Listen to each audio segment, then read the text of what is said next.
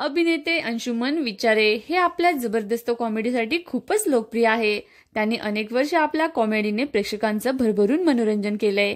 त्यांनी महाराष्ट्राची Hasya Jatra, comedy, bullet train, फुल बाय फू अशा अनेक कॉमेडी शो मधून काम केलं।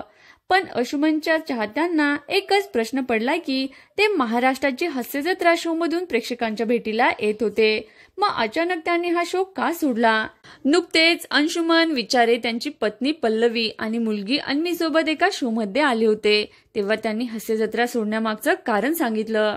त्यांनी सांगितलं की 2019ला कोरोना आल्यानंतर आउटडोअर बबल शूट सुरू झालं।